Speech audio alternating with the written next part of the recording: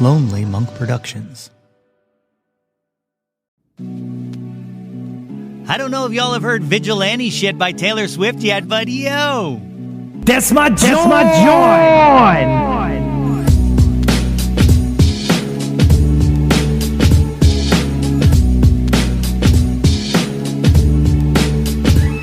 Hey yo, displace the guilt and... What's good, friends and family, neighbors near and far? Welcome to an all-new episode of the Yo, That's My Jawn podcast. The podcast, website, brand, movement, way of life dedicated to the embrace and championing of your passions. I am your host, Nate Runkle, a.k.a. Wajonda Forever, a.k.a. Nate 3.0, back at it again with yet another episode of the podcast.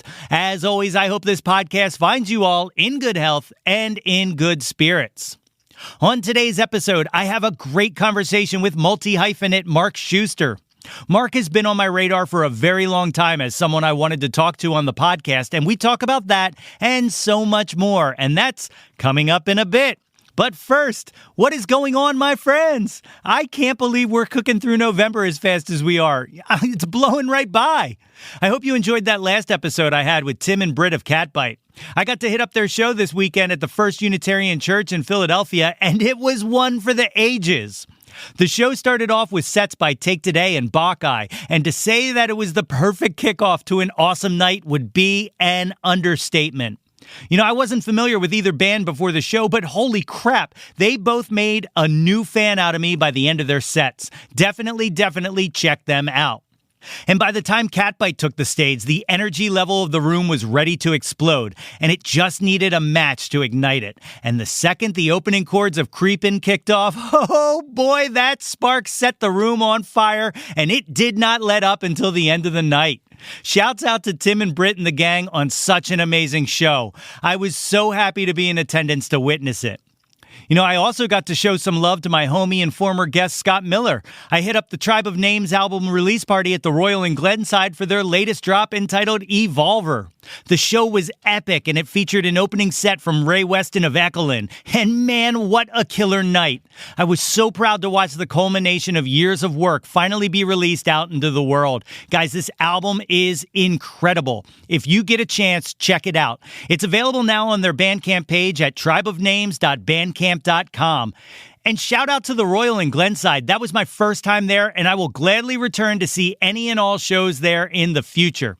It's an absolutely amazing venue, and if you get the chance, you should absolutely take in a show there. So many guests and friends of the podcast have been on that stage in the past few months. Jason Ager, David Jameson, Wallace, Keith Marlowe and the Miners, they've all been there recently. So support your local live music scene and get out there. But like we always do at this time, if you have not done so already, please be sure to jump on www.yothat'smyjawn.com and sign up for the mailing list. Best place to stay updated on all the goings-on with the Yo, That's My Jawn experience.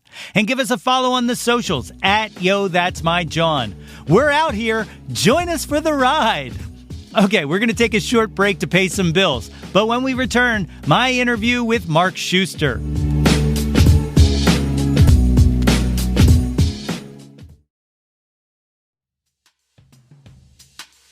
Yo, That's My Jawn is brought to you by Anchor.fm. If you haven't heard about Anchor, it's the easiest way to make a podcast. Take a seat. Let me explain. It's free. It costs nothing. $0 and 0 cents. There are creation tools that allow you to record and edit your podcast right from your phone or computer. Me? I'm doing this from my iPad. It's that simple. Anchor will distribute your podcast for you so it can be heard on Spotify, Apple Podcasts, and many more podcast providers. What's that mean? That means when someone says, hey, how do I find your podcast? You go, you ever hear of a little app called Spotify? Boom, it's there. What's that in your hand, an iPhone? Boom, go to your podcast app. I'm there. You can make money from your podcast with no minimum listenership. Right from the beginning, straight out the gate, you can make money. Season 1 made me so much money, I could afford a cup of coffee at Starbucks. A grande. It's everything you need to make a podcast in one place. Download the free Anchor app or go to anchor.fm to get started. That's anchor.fm.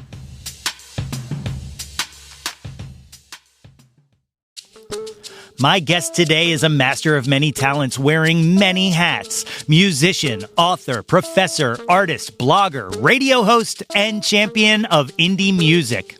In his most recent project, he is one half of the band The Star Crumbles. Together with Brian Lambert, they have recently released The Ghost of Dancing Slow, a 10-song new wave album that imagines itself as a long-lost recording from an obscure 80s band that was lost to time and recently discovered in a desert vault. He is also the host of the hashtag TweetCore Radio Hour on the AMS radio station on live365.com. Folks, it is my honor to welcome to the show, Marc Schuster. All right, ladies and gentlemen, I am joined today by the great Marc Schuster. Marc, thank you for joining me on Yo, That's My Jawn. Oh, it's a pleasure, man. This is a dream come true. That's odd. And for me as well. You know, I always like to tell people how I first hear about them. And we have a connection through my girlfriend, well, my fiance's father, who is, you know, Steve Daubeny, who's a professor at Montco, and you helped him put his profile together. But he brought me to your attention, or brought you to my attention, as the author of the Tired of California, the Beach Boys Holland Revisited book. And ever since that, I was like, oh my God, I want to have this conversation with someone who, you know, hyper focused, like, wrote something about a specific album, a specific time period and stuff like that. And then, you know, fast forward and we started having this communication to have a conversation about your music and stuff. I never put the two together because I'm the goofiest person in the world. But so I'm super excited to be able to talk to you about so much today. Yeah. And, it's really funny because I didn't know that Steve was a Beach Boys fan. And I'm a little fuzzy in my mind about, like, wait, did he read the book before he knew I worked with him? But it was one of those things that you meet people. And that's the thing about, especially a band like the Beach Boys, you meet people who are just kind of, you know, if you're into them, you're really into them. Yes. And, you know, and that was the experience when I met Steve. And it was just like, if you know the Holland album, you're into the Beach Boys. That's right. You know, the very first time that he and I met in person, we went to see Brian Wilson at the World Cafe for the Non-Com convention. And we got to be like right up against the rail, like right there as Brian was performing. And it was like also like, oh, hi, I'm in love with your daughter. You know, like it was a very awesome moment. Back in the day. But yeah, you know, Beach Boys fans, we find each other, don't we? Oh yeah, totally. I watched another show. It's Beach Boys Talk. Have you ever seen that? No, I haven't seen it. That's another way I think Steve's a fan there. They're on, they do a YouTube show every Tuesday night, actually. So it's, and they get these amazing guests, like people from the Beach Boys touring band and stuff. So, it's a fun show to check out. Oh, I definitely got to look into that. Well, tell everybody listening a little bit about yourself. Where did you grow up? I grew up in Northeast Philly, so definitely Philadelphia native. Grew up there from about, being a baby up till probably when I was about 13, and my parents moved out to Havertown, which is where I live now. Okay. And Havertown's the kind of place, like, it's like a black hole. Like, once you've settled there, there's just, you might be able to get a little bit further. You might be able to get to Springfield, you know? But then you're just drawn back eventually. So I'm living here in Havertown now, and teaching at Montgomery County Community College. That's where I know Steve from, and I teach English there. But I do a bit of writing. Obviously, I did the Beach Boys book, and I'm also huge into music, huge into especially indie music lately. I've gotten a whole lot of just grown to really appreciate what indie musicians do, just in the sense of not doing this because really there's a whole heck of a lot of money in it or anything. It's really just, I love making music. I love making people happy through my music. And so that's been my real passion for at least the past few years, just being involved in that kind of a scene. And both seeing some local bands as well as just being able to go out and just promote this idea of independent music. So I've been blogging a lot and interviewing a lot of indie musicians. And I came up with this idea. I did not, it's kind of a weird thing to explain. It's like, I don't claim that I've invented this thing. I just kind of came up with my own name for it.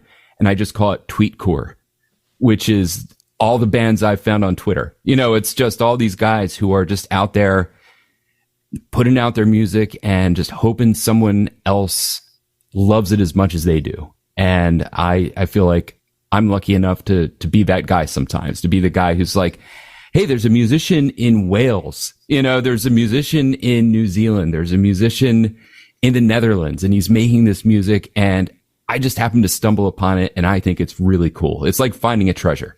Yeah, absolutely. And it, I'm kind of in a similar boat. It's kind of how this whole thing kind of kicked off was that same kind of like exploration of like just reaching out and just checking out like, anything that comes across the feed or anything like that. And, Bandcamp is huge. Bandcamp Friday started. And then I was like, hey, during the pandemic, it was like, hey, this is an easy way to kind of help out fellow creatives. And I found a lot of like really great bands and artists just kind of surfing Bandcamp, and reading kind of the blogs on there that they have. Yeah, totally. I mean, it's just amazing. On one hand, you always hear people talking about how, the music industry's changed. It's not what it used to be, and it's, now it's all streaming but on the other hand, but that's great. I mean, that's awesome. I don't have to shell out, however much you used to have to shell out to just put out a 7-inch single back, when I was first getting started in music. I don't have to beg some company just to say like, okay, can you put out a few hundred CDs for me so that I might be able to tour around and find a few people who will listen to this music. It's wow. I pretty much, with something like Bandcamp, just put it out there and tell a few people and hope someone out there likes it, basically. Yeah, and you can be even more successful than you could have in that old paradigm because you don't have to make as much money. It doesn't have to be as expensive. So like to make anything off of it, you don't have as many losses involved. Yeah, totally. I mean, right down to just making the music itself. Back when you used to have to go rent studio time, get in a studio, and then kind of just be happy with whatever it was that you recorded, and just kind of say, okay, that's close enough. But now everything's on the laptop. Everything you can do, you can take your time. I mean, as long as you have the luxury of that time, you could take all the time you want to get something to sound like you want it, which, that can be I guess a blessing and a curse depending on how much OCD you have on a given day. Yeah, which is 100% my problem. Yeah, no, I know what you mean.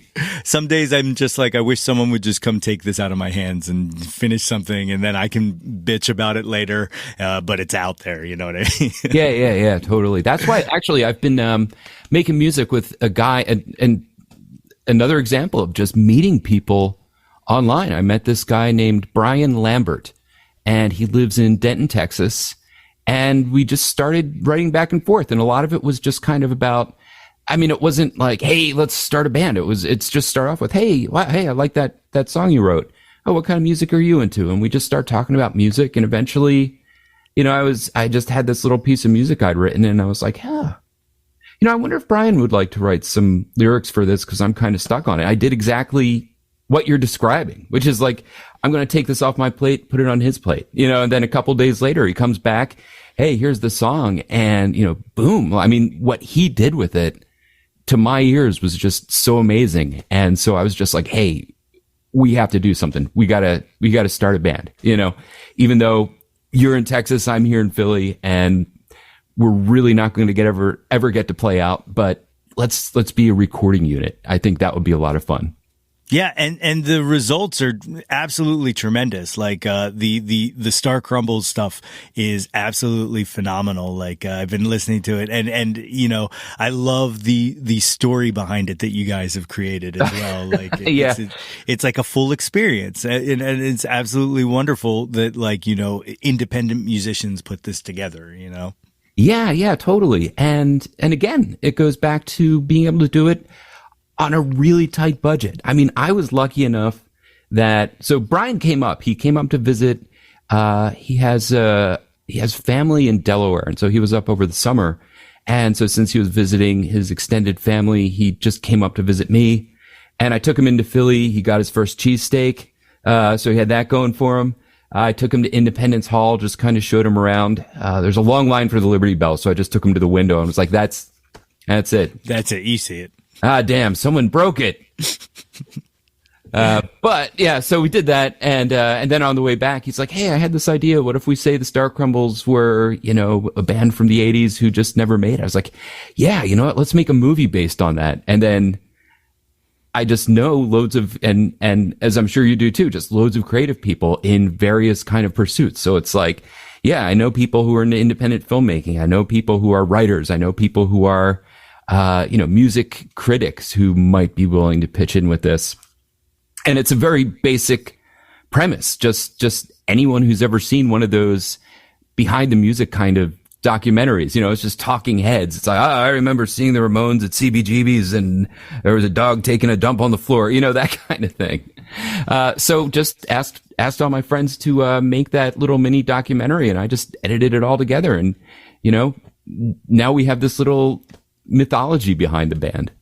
It's super cool. Do you guys, I know the distance is an issue and stuff like that, but have you guys thought about doing a performance of any of it, or? I actually performed some of the stuff recently just on my own at The Nail, which is a bar here in Ardmore. And I was on a bill with, have you interviewed Scoopski? No, but definitely in the radar. Okay, yeah. He's a great guy. Really funny songs, but smart songs too. He's the one who invited me out to play. So I did a bunch of songs from the album, and Brian does a bunch of the stuff live on TikTok. So it's just kind of like it's almost like although we're split, we could both kind of represent the band in each of our own areas, So yeah, sure. So it's like Brian Wilson has his touring band and the Beach Boys tour as well. That's exactly right. Yeah. Or like when I think it was Booker T and the MGs who used to have like a rotating set of musicians in different towns so that they didn't have to pay to put people up everywhere they toured. So when jumping in the Wayback Machine, when you were a kid, like what kind of music was playing around the house? What were your parents into? The huge thing that I remember most from childhood was the White Album, Beatles. Yeah. That was the musical text of my childhood. That's what I really my mom got that for my dad, I think, when I was like 4 on cassette. And that may as well have been the only cassette we owned, because it was basically disc 1 or tape 1 of the White Album. That's what would be on if we were going for a ride, driving out to my grandparents' house, driving out anywhere. It was just like I knew that album inside and out by the time I was 5. Yeah. Well, did you have a primary Beatle that you kind of gravitated more towards on that album, or? At the time, I assumed the Beatles was like 12 guys. Just my 4-year-old brain was like, listen to this. This can't just be 4 people doing stuff. This just has to be a whole bunch of like people all together, just, jamming and making this music. And then, as I grew up and started to realize, wait a second, it's 4 guys. That's even more amazing than I thought it was to begin with. Yeah, sure. The it's really, that album is just such a to me it feels like a bunch of solo test piloting a bunch of solo albums. And that's what I really appreciate about that album is that it almost acts like a seed to see where they were all going to go. But it's also like what would have happened if they were all still playing on everyone's solo album. So it's like, it's like a solo album, but without being a solo album. I've always loved the White Album's kind of always been what I was drawn to, as a musician, and as a fan. Yeah. Weirdly, I guess it's like when Kiss did their 4 solo albums. Yes. Something like that. Yeah. And it's funny, too, because when that's just thinking back on my childhood and how my understanding of who the Beatles were evolved, when that's the first thing you hear, your sense of like who this band is probably a lot different than if, say, the first Beatles record you ever heard was, I don't know, Meet the Beatles or something like that. Right. It's just kind of like, oh, okay, well, this is who they are. Oh, they have this stuff too. Oh, but they also have like, oh, Let It Be, but they also have Sgt. Pepper. Wow, this is amazing. And it's all the same band. Yeah.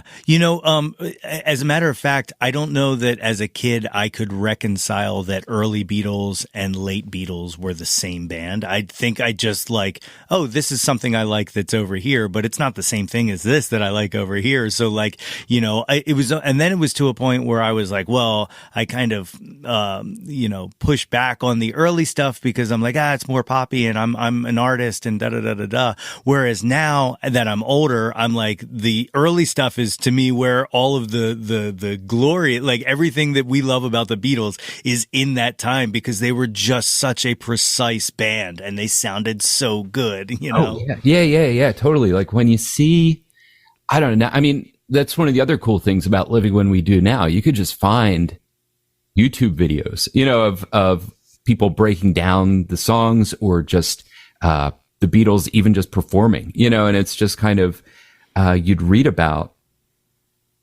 the Beatles. I mean, before it'd be like, oh, I have this, I'd be like 13. It's like, I got this book about the Beatles and you just kind of read about it. But now you can really, the way they release stuff now and the way they release all the outtakes, it's just like, wow, it's like you're in the studio with them and you're like, oh my God, this is Paul and Ringo, just the full song straight through just bass and drums, that's the first track they're laying down. And it's just, man, how do you keep, cause the way I make music, it's like, all right, I like that. I'll loop that, Yeah, exactly. They weren't doing that at Abbey Road.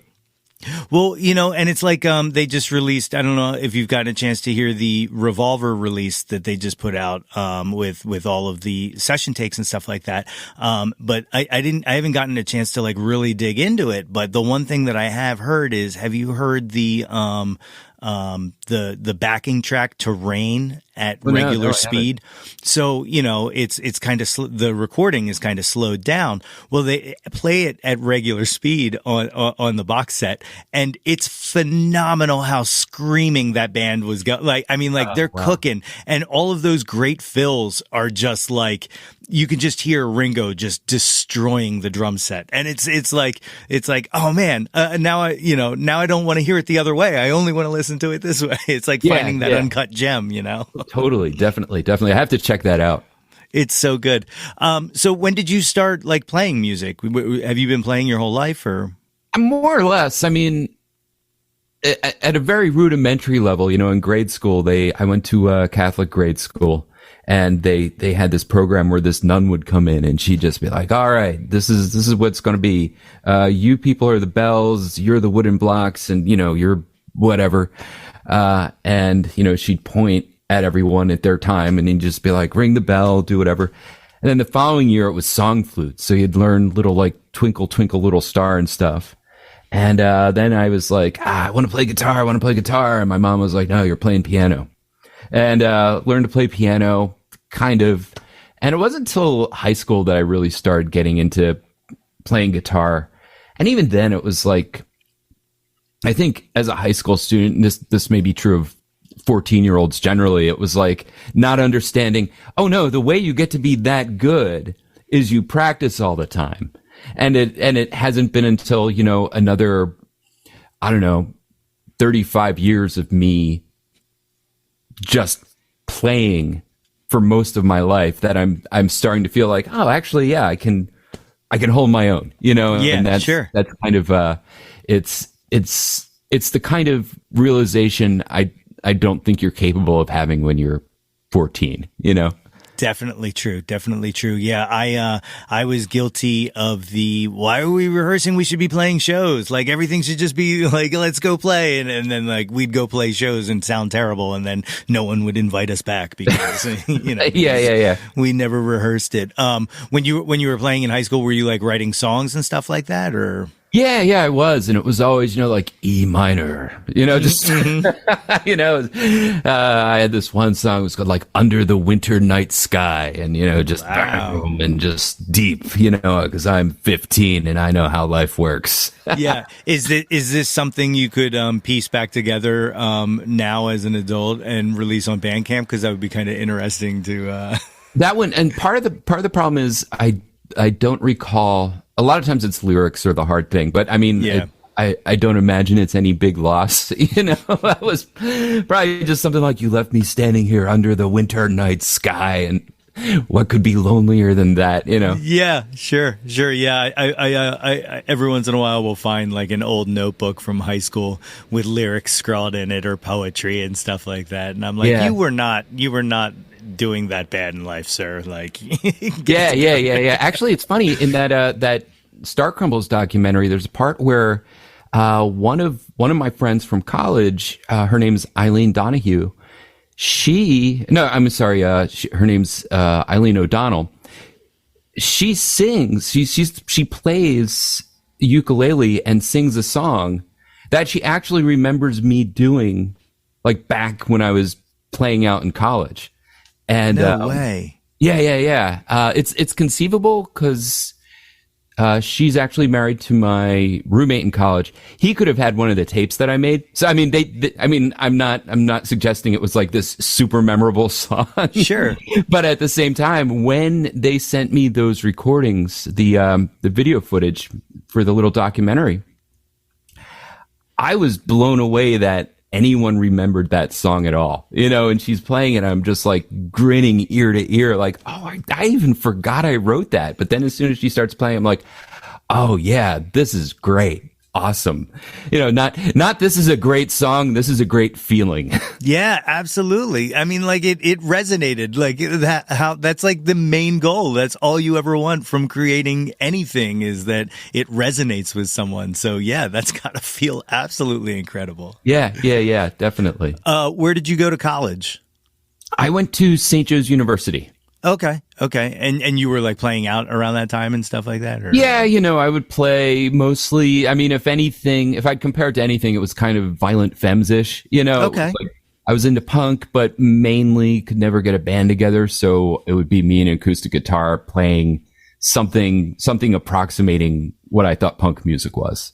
Okay, that's cool. Did you record anything back then? Like, did you have any releases or? I mean, I wouldn't say I would just put stuff out on tapes, I would, and so I had a Tascam Porta 03 4-track cassette recorder, and it's amazing.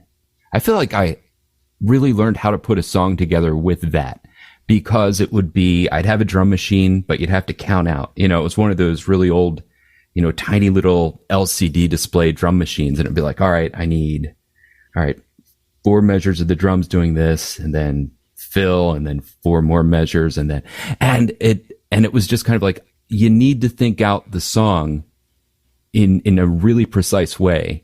And so like I would have that playing while I recorded, say, acoustic guitar or something like that so that I could maximize the number of instruments that were on any given track. And so I would just put out, I'd record 3 or 4 songs, put it out as kind of an EP. One of the EPs was called, because Jurassic Park was big at the time, I called it Jurassic Marc. This was my my amazing marketing mind at work. I like it. I can already visualize the merchandise, I think. Yeah, right. The Tyrannosaurus Rex with my head on it. Exactly. You talk about that home recording and stuff like that. As like a were you always kind of like a into the production aspect of music, or did that grow? Yeah, definitely. And I think a huge part of it was being a Beach Boys fan. Mm-hmm. I mean, you listen to what Brian Wilson's doing on something like Pet Sounds, and he only had 4 tracks. And so that's the kind of thing you tell yourself, Brian Wilson did this on 4 tracks.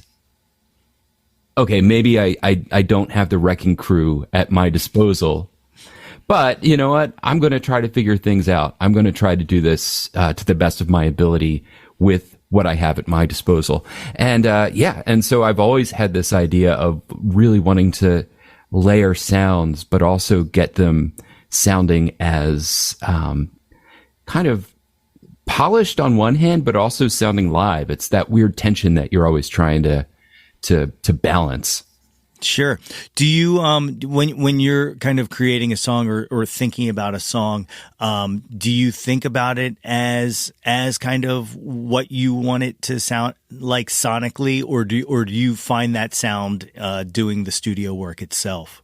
Yeah, I do it the second one. I mean, I'm totally someone who just kind of play around with the riff a little bit. And I use the program I use is Reason, and I'll just loop something and then play on top of that, and I'll just keep playing around until I find a few. It's almost like finding colors for a painting. It's like, oh, I like this sound and this sound and this sound. All right, so what if I like blend them this way, and what if I have these chords going, and then I have this little riff going on top of that, and then I have this funky little bass going. Yeah, okay, that's starting to gel. Maybe this can turn into something. But like we were saying before, there's that whole OCD thing of, all right, I've been looping this one measure for 3.5 hours now. Yeah. Let's move on to measure 2. Yeah, I just watched the I don't know if you've seen it yet or if you're a fan, but the Where Are You, Jay Bennett documentary about Jay Bennett, formerly of Wilco, who passed away.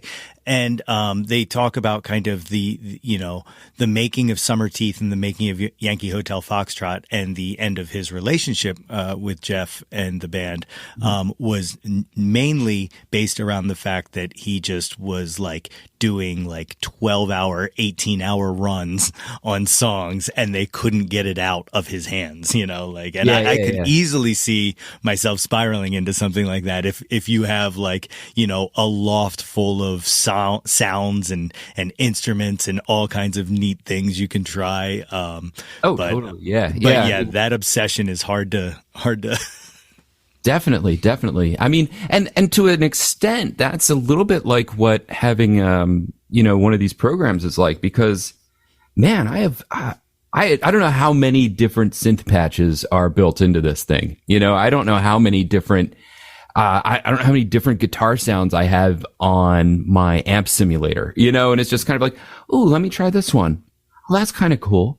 Oh, let me try this one. Let's see what this sounds like. And you could easily lose days just doing that and just tweaking. And so to some extent, and again, it's good that I'm working with Brian, because you can always hand it off to someone.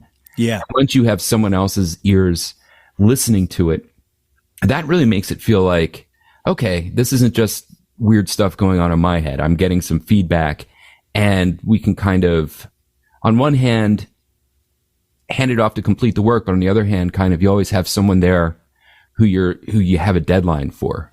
Maybe Yes. not necessarily a hard, like, you're fired kind of deadline, but definitely something where it's like, oh, wait a second. Okay. I have another person who's depending on me. I have to get something out. And that is definitely helpful. Absolutely. How long have you been kind of using, laptop programs and stuff like that? Like when did it switch for you? Like when did you kind of open that Pandora's box? I remember hearing, I think it was Don Was, and they were interviewing him on some NPR show, or he was talking about it, about GarageBand. And I was just like, ooh, that sounds pretty cool. And I think that was why I wanted to get a Mac. You know, it was like I'd been using PC laptops for a while and experimenting a tiny, tiny bit with, I don't know, programs like Cakewalk or something like that, but never really getting anything great out of them. But when I heard him do this really basic demo on GarageBand, I was like, oh, wow, I got to check that out. And so I, got my first Mac laptop, and it was just like, all right, ostensibly the story is this is for writing my dissertation on, but chances are most of my time is going to be spent just fooling around with music. And so that's when I just really started getting into using the laptop just to experiment, make music, make sounds. And that was one of the first songs I recorded, was called what was it? It was something, but basically it was about NPR personalities. And it was me just kind of shouting like Ira Glass over and over again. I was like, Ira Glass, Ira Glass. That's awesome. Yeah. And it was just experimenting with loops, and then the chorus was Sylvia Poggioli. And I was like, Sylvia Poggioli, Sylvia Poggioli. It's incredible. That's absolutely incredible. So you said you made the purchase for your dissertation. What was your dissertation on? It was on the novels of Don DeLillo and how they kind of intersect with the French theorist Jean Baudrillard, who I guess you could describe as maybe an economist or a philosopher. In France, they don't draw these hard lines between those things. So it was, but basically it was about how the novelist Don DeLillo addresses the issue of consumerism in the United States. Okay. And that's up on Amazon actually now, right? Like that is available for purchase. Yeah. That one's there. That was like, but that was also the kind of thing where it was just like, all right, I've gotten this far in my dissertation program. I need to finish this dissertation. So it's not like, I would not necessarily describe that book as a labor of love. It was just kind of more of a, I got to squeeze this thing out, man. You know? Yeah, definitely. So this brings me to one of my major overarching questions for this interview is, okay, so you did that.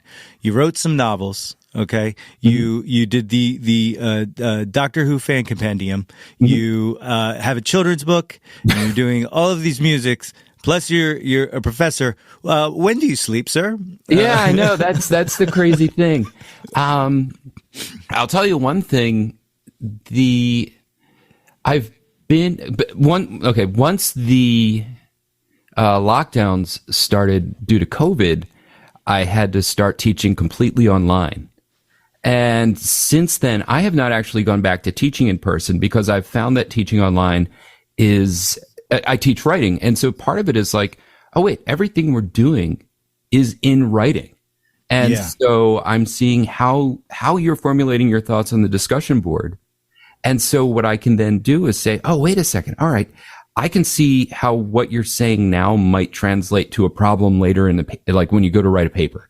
And so I can address that at the root of it. Or, hey, this is a cool idea you're working with here. Let's talk about how to turn that into a paper. And so once I started to really embrace teaching online, I didn't have to commute anymore. And that saved me about an hour and a half every day. Wow. Because it's like 45 minutes there, 45 minutes back. And that adds up.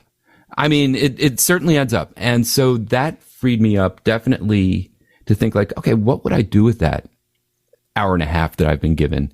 And that's, I think, when I really started to do a lot more with being a little more focused on music, going from just kind of, oh, it's a thing I do when I get some time to, all right, every day I'm going to make a little bit of time to work on some music. And also, as far as the writing goes, I kind of got away from, I mean, you mentioned 2 novels and the Doctor Who book, and those were kind of like when I was imagining myself as a writer. Yeah. And I had this idea in my head, like, okay, I'm going to write, I'm going to focus on that. And a lot of my identity got wrapped up in that. But what I started to realize was, man, I hate writing. I mean, and it's funny because I'm still in touch and follow a lot of people on Twitter who I met when I was a writer. And there's always this kind of undercurrent of writers are just miserable people. Like they're miserable because they're writing, and it's, I'm working on a draft and I'm stuck and I hate it and blah. And for a while I thought, okay, yeah, I guess that's normal. I guess I should be miserable doing this thing because everyone else is. And after a while, it's just like, I don't think it's a good idea to be this miserable all the time. Yeah. Yeah. It is funny though, the kind of intersection between, writers and musicians, because, it is just kind of two different artistic forms of communication. But, one is so incredibly dense, and the other, like, you have the ability to use instruments to replace words and to replace emotion, trying to build things. So like I can easily see how, the writer mind is just like, hey, I'd rather focus over here on something that, like, do you feel you can communicate better through music than through writing?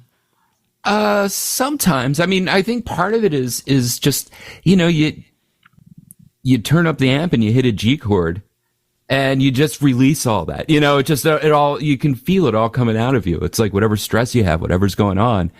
Whereas with writing, like, the stress only increases when you sit down to do it for me, and because it's like, oh man, because I mean, part of it is just really wanting to say, exactly how do you translate this thing I'm feeling into words? And that's really hard to do.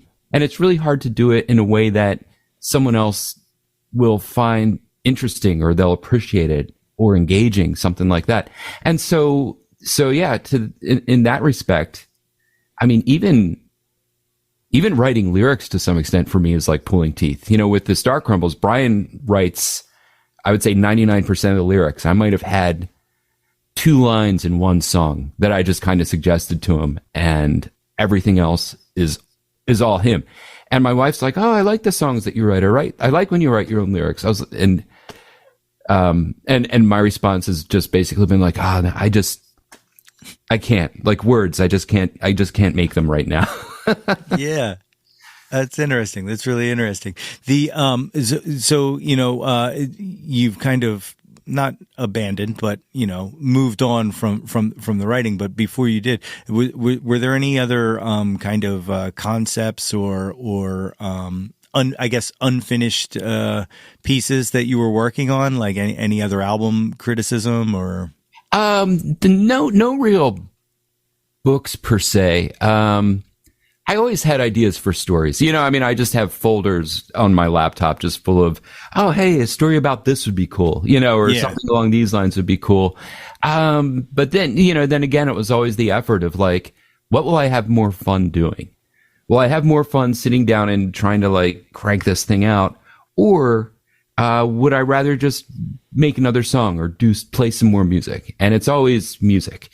And part of the thinking though is like, if something is really keeping me up at night, just as like a project, something I want to do, then I'll be like, okay, I have to get this out of my system. And so I feel like with the Beach Boys book, that was a case of, I'd done all of my really long major books already, but I loved this album, and it was the kind of thing where every time I'd read a book about the Beach Boys, basically it would stop around Smile and then pick up sometime in the late 70s. And there was only just like brief mentions of, oh, here's this period where they recorded these 3 albums. And that's why I was like, okay, there's a hole here. I want to know more about this.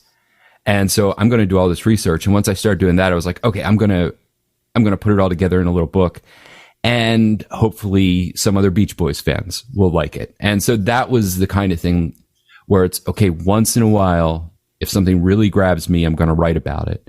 And the same with Frankie Lumlet's janky drum kit. It was, I love drawing. I love painting. I love art. I love digital art. And I was just like, you know what? Maybe I'll try my hand at writing a children's book. That could be fun.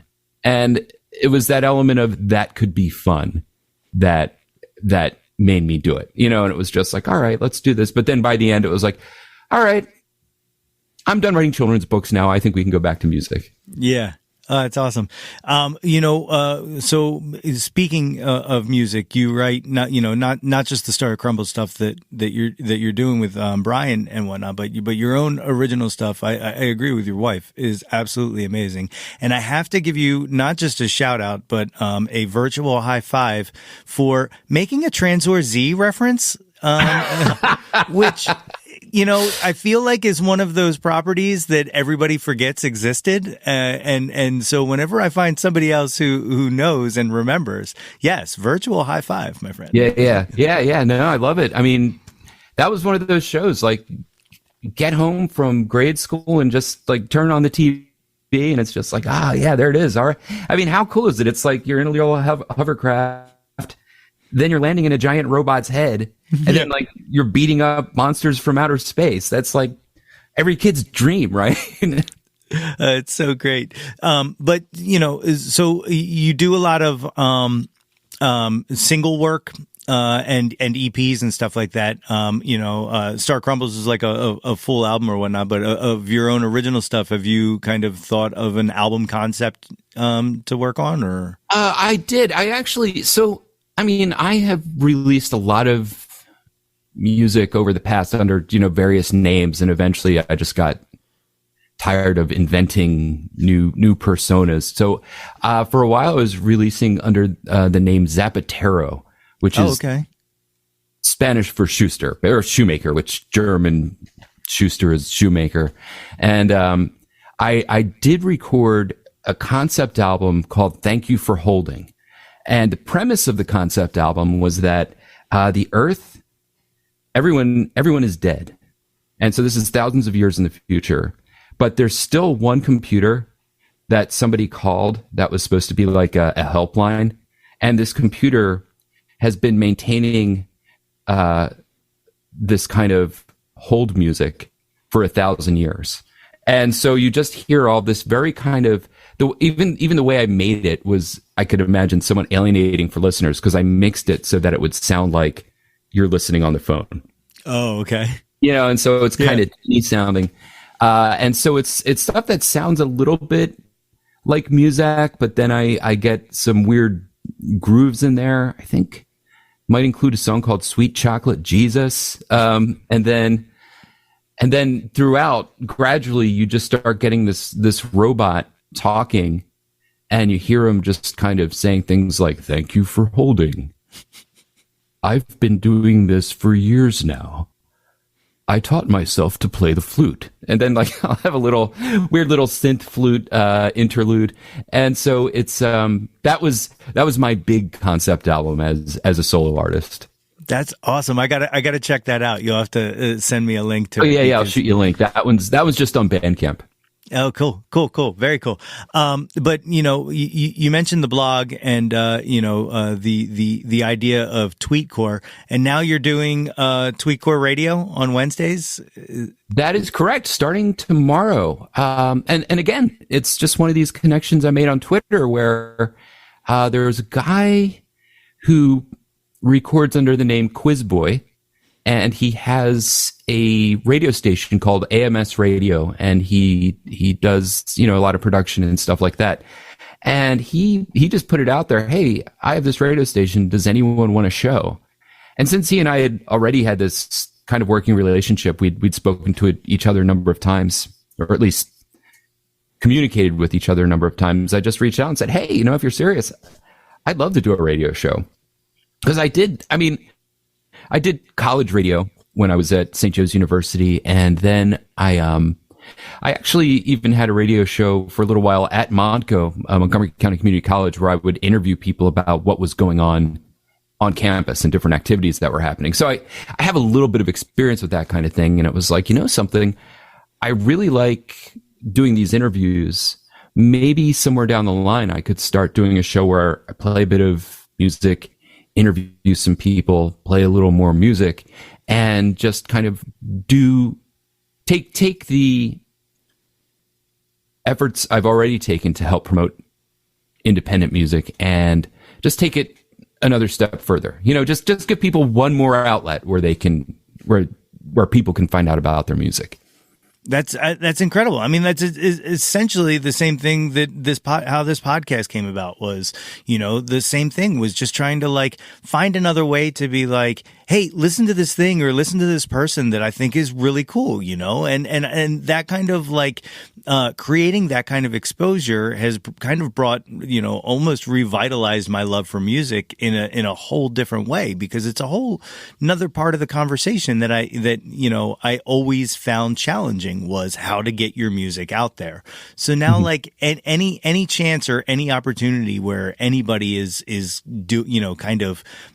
broadcasting or kind of sharing that information, like, is so valuable to me. And I feel like, and again, this is just me personally, that the pandemic kind of helped do this by, I feel like it strengthened the music community, because we were all like, oh crap, we're all in this together and none of us are going to be able to survive if we can't, if we don't find a way to, and the better one of us does, the better all of us can do, Absolutely. And it's just this sense of community that I think is what energizes me as far as it goes to, and I always loved the idea of a scene, like when I was in college, everyone would talk about, the Seattle scene, it's huge, and obviously Nirvana's coming out, Pearl Jam's coming out, all these grunge bands are coming out.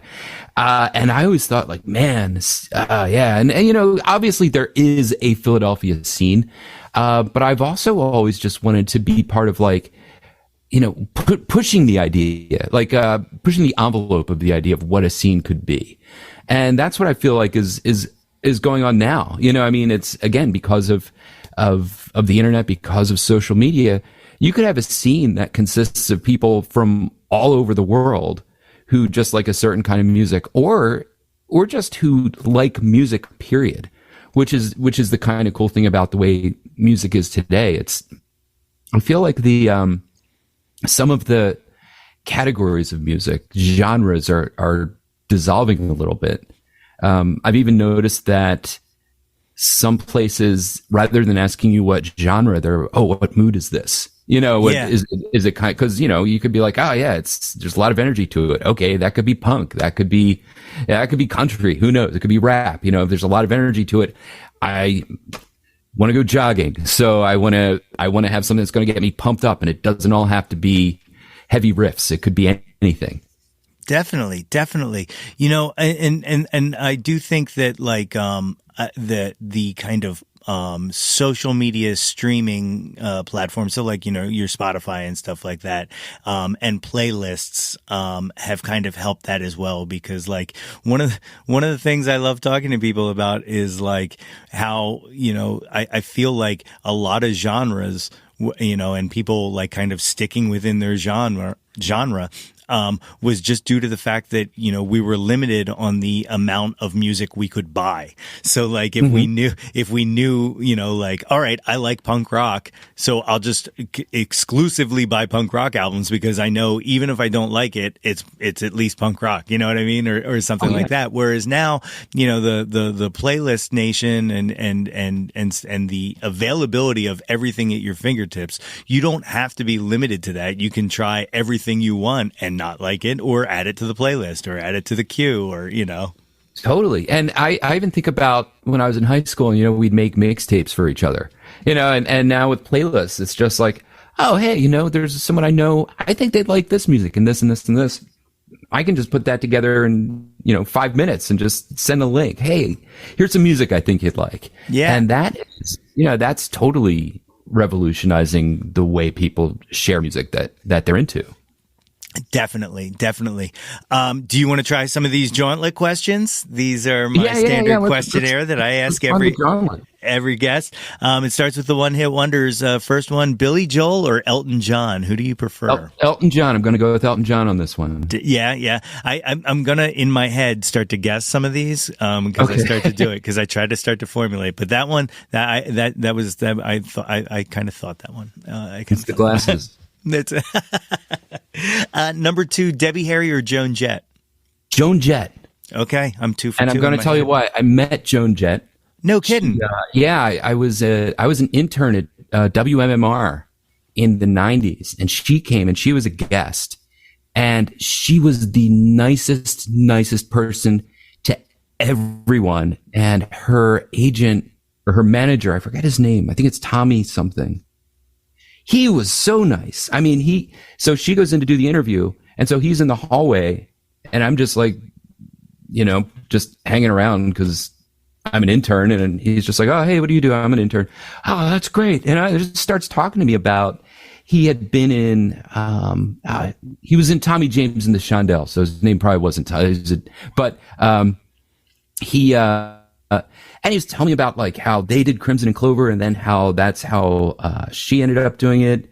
And it was just like this whole wild, I mean, it was just like, when I think of celebrities, I often think like, they're off in their world, but they were just so kind that it was just like, yeah, I like these people. That's beautiful. You used to intern at MMR. Did you hear this latest thing about Jackson? No. They just called him in and let him go, and then ended all of their overnight shows. Just the kind of corporate overlords kind of coming in and squashing even more and more. Local music. But yeah, I mean that's the thing. Like when I was there, that was kind of just starting. Okay. That was when they were still on. They weren't on Rittenhouse Square at the time. They were on Independence Mall. Okay. They were in the Gorse building, which after they left, got torn down basically. And so, but they were definitely starting to feel that kind of the corporate crunch, of turning it into like, okay, this isn't going to be the same station anymore. Yeah. It's a bummer. It really depresses me. Next one hit wonder, Aretha Franklin or Tina Turner? Tina Turner on this one. Yeah. And my thinking on this one is I saw back, I mean, I didn't see it live. When the Who came back and did like the 20th anniversary of Tommy, there was a radio version that they did live where it was, I think Tina Turner was on the one they did on the radio. And her version of Acid Queen blew me away live. It was just like, yeah, like she totally nailed it. And then they did it on TV, and Aretha Franklin was the Acid Queen. And she was great. Like, I mean, don't get me wrong, but like Tina Turner just blew me through the wall with her performance. And so that's why I have to go with Tina on this one. Excellent. Well thought out. I definitely love that answer. Next one, Nirvana or Pearl Jam? Nirvana. I am a Nirvana man. Yeah. Yeah. I also kind of sense that one too. I don't know what. Wait a second. Hold on. Oh yeah. Wait a second. They can't see this on the podcast, but I have my. But you're wearing a Nirvana shirt. My Nirvana shirt's on under all my layers of fall clothing. It's awesome. That is awesome. Well planned. Next one, Janis Joplin or Stevie Nicks? Ooh, that is one that makes me think. I am going to go with Stevie Nicks on this one. I mean, because honestly, if I'm going to listen to, like, if someone says, okay, you could listen to Pearl or you could listen to Rumors, I'm going to pick Rumors. And it probably has a lot to do with that whole sense of being into music production, Yeah. I mean, that's just kind of that era, one of the most perfectly produced albums I can imagine. It's okay. Now, that was a challenge for you, but I guessed it in my head, and I'm only going to explain one reason why, and that's what did you title it? Meatwood Flack? Yes. Yeah. Well, wait, what did I call it? I called it, I guess it was Meatwood. Something like something like that. Yeah. Yeah. Okay. Oh, that's great. Macwood Fleet. Macwood Fleet. That's it. Yes. Sorry. Yeah. Oh, that's so funny. Good. Yeah. Good detective work there. That's right. Deep dive. That's my thing. That's my Jawn is deep diving. Right. Next one is the big one, Beatles or the Stones, but I'm pretty sure I know the answer to that. Yeah, I'm gonna go with Beatles on this one. Yeah. So I'm going to revise for you though. Beatles or the Beach Boys? You know what? I'm still going with the Beatles. Yeah. Because I think just in terms of having just one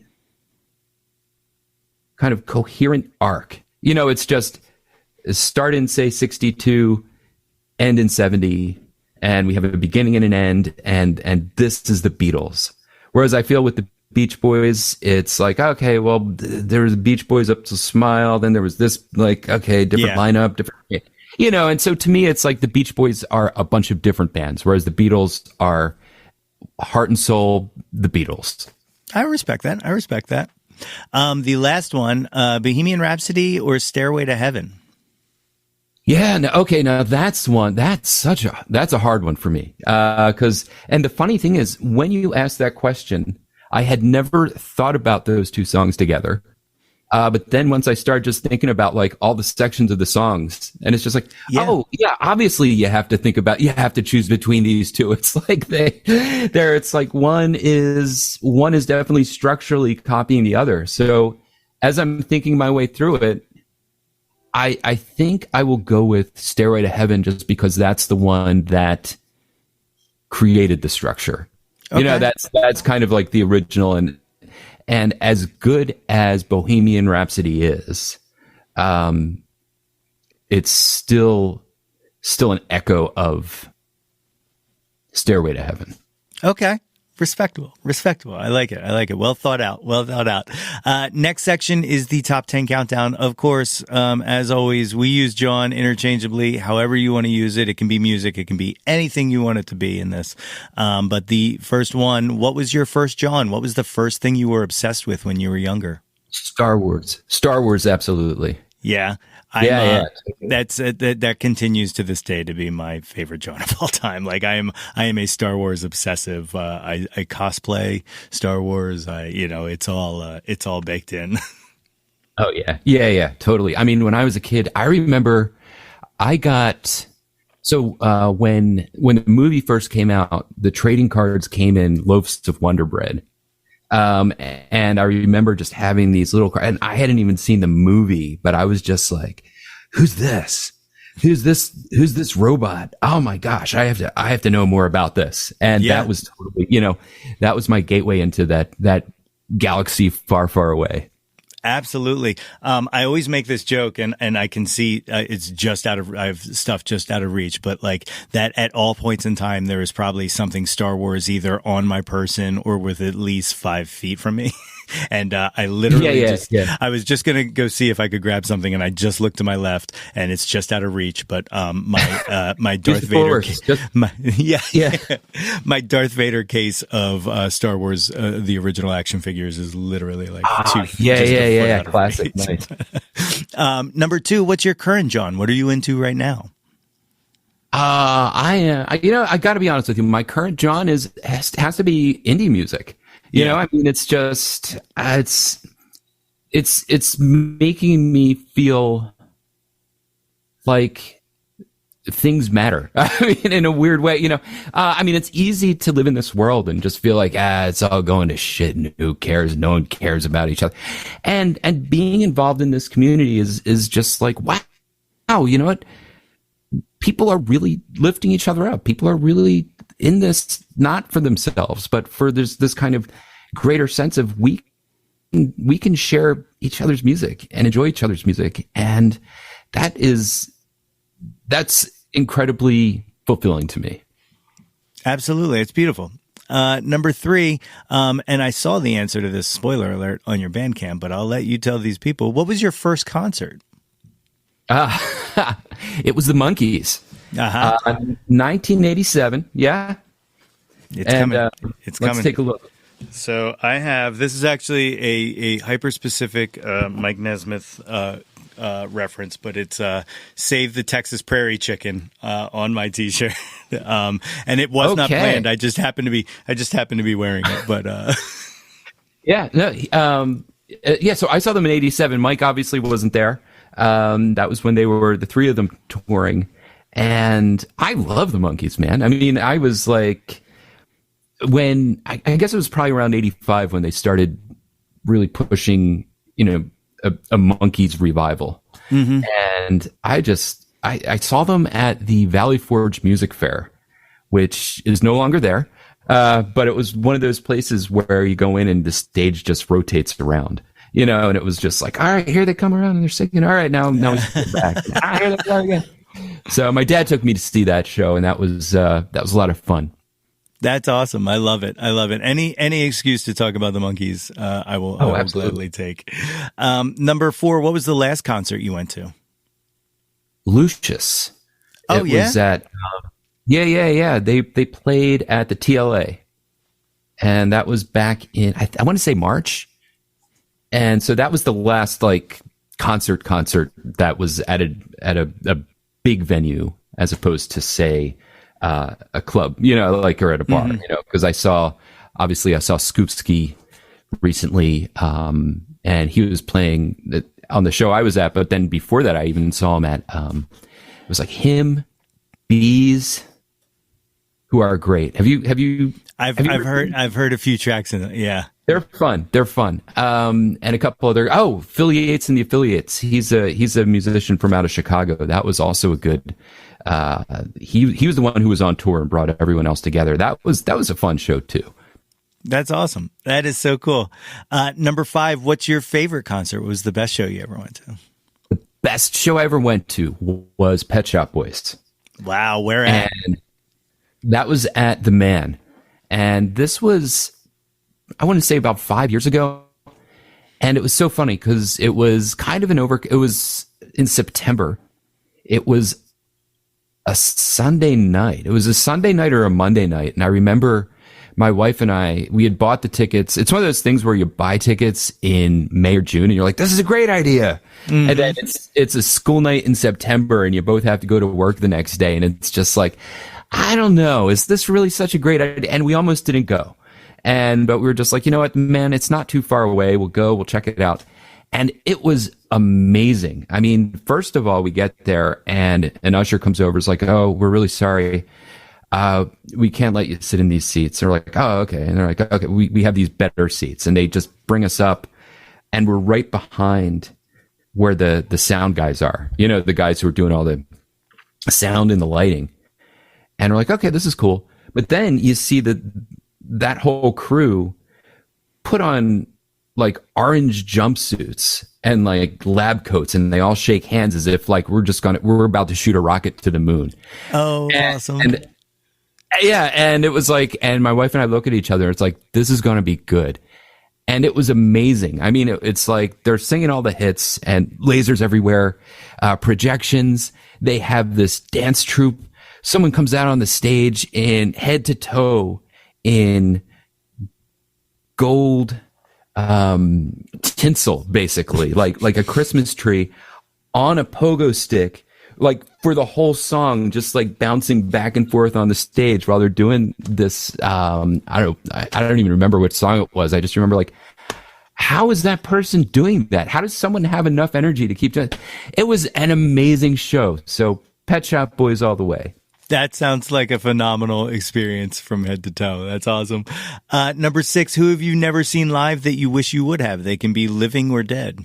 Oh God. Yeah. And this could easily be a list that goes on for a very long time. One regret I have is not seeing the Ramones, having been alive to see them, and having been able to go to the Tower Theater when I knew they were playing, and then for some reason or another being too lazy to do it just because I'm just like, they'll come around again. Mm-hmm. They'll come around again. And then it's like, oh, what? Who's sick? What? Their last tour? What? Oh, damn. Okay. But I would say despite that regret, I would want to see REM. Yeah. Yeah, I'm really sad that I never got to see them right before Losing My Religion blew up, like right when they were still playing like kind of smaller venues, but before they were like capital R, capital E, capital M, like which, I was listening to them around then, and shortly, what was the single on the, I get the albums mixed up in my head, but before it, so it was like right before it broke, like it would have been like Stand was, that was like Green was, I think their like last, okay, we're kind of an underground band kind of album, I think. Yeah, that was what it was. It was Stand, because I used to love the video when they played it on MTV. And it was one of those things where like I was in high school at the time, and it was like we could go see them, but it costs money and getting down there, and blah blah blah blah blah. And then all of a sudden, they're playing, what's now Wells Fargo or the Spectrum and stuff. And it was I missed that window. yeah, totally. They're great though. Number 7, name an unappreciated, Jawn, something you wish more people would check out. Okay, see, so when you said, because when I may have taken a peek at these ahead of time, I think an unappreciated, Jawn, is windshield wipers. And I say that because I just had to replace mine. Because when they don't work, you realize, oh crap, like I need these. These are really important. Yeah. And so then it's just kind of like, I better, you know what? I gotta give some more props to windshield wipers. I like it. I on my first car that I had, the arm on the driver's side windshield wiper broke at one point. So like I could only use the lower speeds, because if not, it would kick off and I would have no wiper. Yeah. And I was in a torrential downpour one time, and I was like, I just have to risk it. I have to try. And it did. It flipped off, and I couldn't see anything. And I 100% agree. You don't recognize how important they are until you can't use them. Totally. I love it. Number 8, what's your favorite album? My favorite album is, it's called, I wrote it down, my cheat sheet, because it doesn't leap off the tongue. Wait a second. That's not it. Someday World. I always want to call it Hello World. Someday World. It's by Brian Eno and Carl Hyde. It came out, I don't know, probably about 8 years ago. I really like Brian Eno, and I really like both his approach to making music, but also just he writes some really good songs. And I feel like there are just some moments on Someday World that are incredibly transcendent. It's awesome. I'm not familiar with it. I'm definitely gonna have to check that one out as soon as we get off of this. I'm actually gonna put that on while I do some dishes and stuff. That's awesome. That is awesome. Number 9, name an artist whose output you'll consume anything they release. All right, so I'm defining artist broadly. But definitely. It's David Lynch. Yeah. I'm a big David Lynch fan. I mean, my wife and I watched Twin Peaks: The Return, the thing they did a few years back. It's 15 episodes or something like that. We watch that every summer. Just because we just think it's so aesthetically just kind of mind blowing, I love David Lynch's whole approach to everything. It's just kind of like, all right, I'm going to do weird things now, and I'm going to put an elephant on top of a donkey, and we're going to see what happens. It's awesome. So I would, whatever he's doing, I will at least take a look at it. I mean, I may not sit through the whole thing, but it'll just be like, all right, we'll give this one 15 minutes and say, okay, all right, I can go with this. That's awesome. And very timely, because I think it was Friday or Saturday was the 20th anniversary of the release of Lost Highway. So there's a little... Okay. See, I was not aware of that. I'll have to watch that one again. I love that one. I mean, love them all. Yeah, he actually lived in Philadelphia for a while too. And I was thinking about trying to reach out to a publicist or something and seeing if I could borrow him and talk to him on this podcast, because I would love to pick that gentleman's brain. That would be pretty wild, and not to make you jealous, but right before they announced that they were going to do that Twin Peaks return, he was at the Bryn Mawr Film Institute. Really? giving a little talk, and I went to that. And so they allowed people in the audience to just ask questions. But the way it worked, it was weird. You had to send your question ahead of time. And then the person who was hosting actually asked him the question, but they asked you to stand up so he could look at you while he was giving you the answer to the question that you wrote on a little piece of paper. And so it was, I asked him a question about how does he balance art and money? You know, how does he balance like the idea of being an artist, but also like basically how do you get people to fund these crazy movies that you make? Yeah. And the answer was basically that it's very difficult to do, you know, and he also very freely admitted that he is extremely lucky, that luck played a huge part in it, because he wasn't, I don't know, I feel often people are just like, I earned it and I did this, and, you know, and it's just kind of like, no, I am an incredibly lucky guy. Yeah. You know, one of the things I've been thinking about a lot, and specifically because of things like Disney Plus and Hulu and Netflix and all, is, the fact that to be able to make really creative stuff anymore, you have to try to find a way to fit it into existing IP. And I would love, it would be an enormous flex, on everyone's part, but I would love, and this is specifically because I prefer his version of Dune, that Disney would let him just give him like one super small background character from a Star Wars thing and say, give us one film or one series based on this character and you can do whatever you want with it. Because I just think if he played in that world, it could be something phenomenal.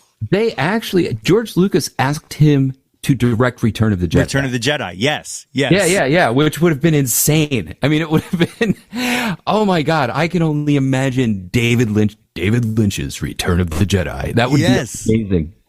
And the other director I want them to do that with, and this is the most enormous mistake that Disney would ever make or could ever make, especially if they're saying you can have free reign, is David Cronenberg. I would love to see a David Cronenberg Star Wars film. Oh, absolutely. That would but I'm warped like that. So it would be like Videodrome, but it's like the things in R2D2. It would be. Princess Leia sticks the little disc in him or whatever it is, and then it's just like R2 just goes insane and just starts having insane visions of just the world melting around him. I would love it so much. The 10th and final of the top 10 countdown. What is your favorite Jawn of all time? Again, can be anything you want it to be. I'm going to be ultra sentimental with this, and I'm going to say my wife, Carrie. Oh, no, that's a perfect answer. I love that. And should be your answer. That's right, especially since she's standing right there with a rolling pin. It's awesome. It's so awesome. So you got the Tweetcore Radio Hour. You've got the Star Crumbles album, The Ghost of Dancing Slow, out right now. What else are you anything else you're working on currently, or? Yeah, Brian and I are actually working on a second Star Crumbles album. We are, just sending files back and forth at this point. We have about 6 pieces of music written, and so then it's just a matter of, I don't know, probably writing about 4 or 5 more to round out the album, and then, then it's just a lot of polishing. It's like, how do we get this song to sound as good as it can? And that's really one of like Brian's real talents. Like I am decent at mixing and okay at kind of mastering, or at least getting the levels about right.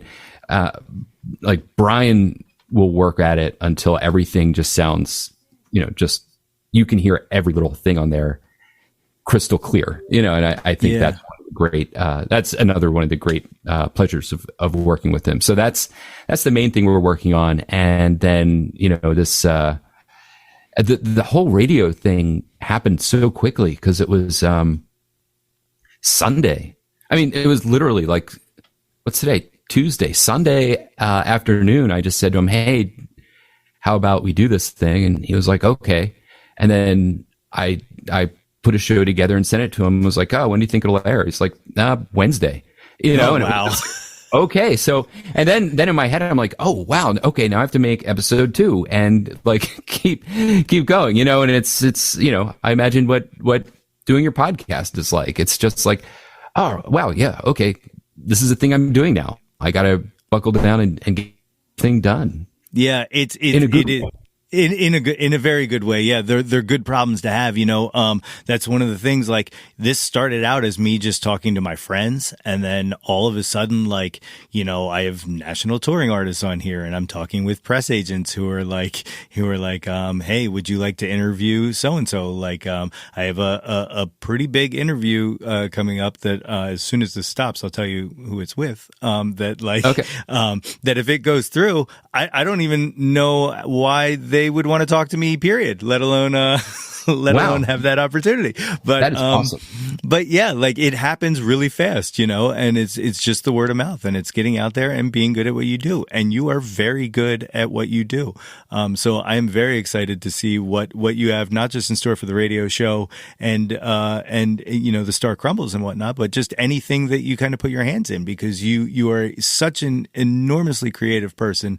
And I love just your output. Like, I haven't heard anything bad come from you. So, well, thank you. You still haven't heard. Thank you for holding. I'll there's a reason I don't talk about that a whole hell of a lot, but thank you. I really appreciate it. Thank you so much for doing this. So if anybody would like to find you on the social media or, find your music, what's the easiest way to track all your projects down? The easiest way is marcschuster.com, marcschuster.com. There's also the starcrumbles.com, which is where we house all of our Star Crumbles goings on. And honestly, follow me on Twitter. I mean, that's where I am most of the time. It's at Marc_Schuster. So MARC_SCHUSTER. And follow me. We'll talk. We'll talk indie music. We'll talk David Lynch. We'll talk Star Wars. It'll be great. It's amazing. Marc, thank you so much for doing this. Is there anything you'd like to leave these fine people with? I'll just leave you with this. If you're a musician, thank you. Thank you for making music. If you are a fan of music, if you know musicians, share it. Tell your friends about it. This is one of the things I keep coming back to with the new radio show is just go out there and tell people about it. I always think about when I was in high school, and it was almost like you're in this cool club when you find out about new music. But it's the kind of cool club you want to bring other people into. And I want people to feel that way now. I want people to just be like, hey, have you heard this band? Not many people know it, but I think you'd like it. And it's like that makes you feel special. Like, ooh, I'd like this. I'm the person who was picked out for this music. Do that. Share independent music. Share any music, but definitely share independent music with friends who you think are going to like it, because that's really how we start spreading the word. And that's really how we just keep music alive.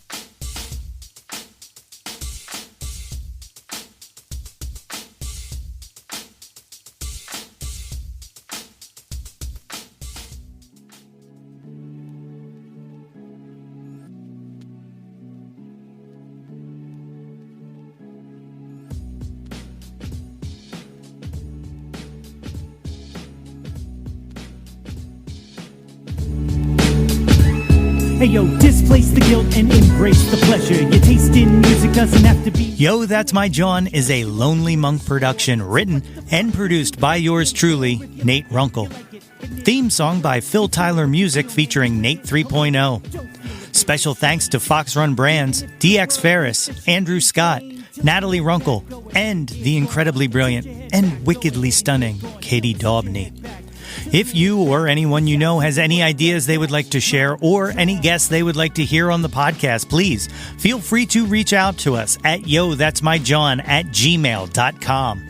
Or you can leave an audio message for us and possibly hear yourself on a future episode by visiting anchor.fm/ytmj/message. Until next time, be sure to displace the guilt and embrace the pleasure and shout to the world, yo, that's my Jawn.